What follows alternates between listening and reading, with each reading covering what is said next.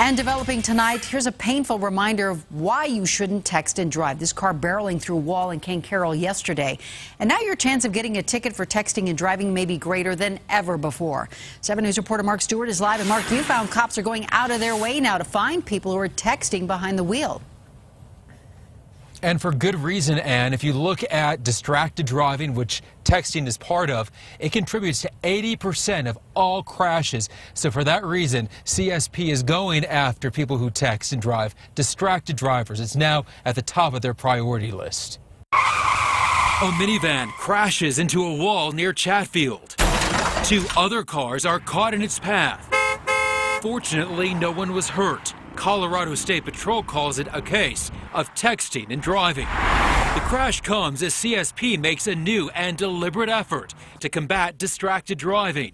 Troopers have worked several special campaigns to pull over anyone who isn't paying attention. It can be anything from texting to eating to putting on makeup. Data obtained by 7 News reveals CSP has already issued close to 12,000 citations this year for distracted driving.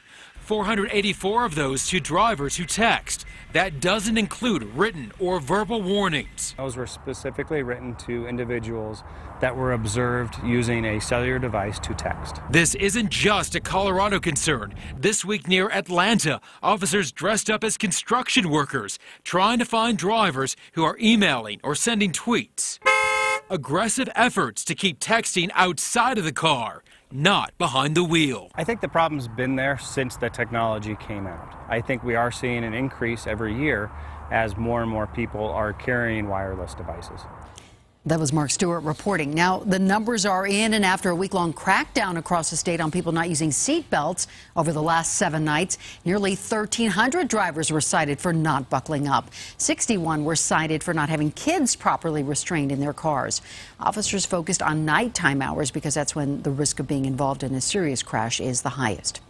Repeat drunk drivers will face tougher punishments. It's just one of the new laws going into effect in our state on Wednesday.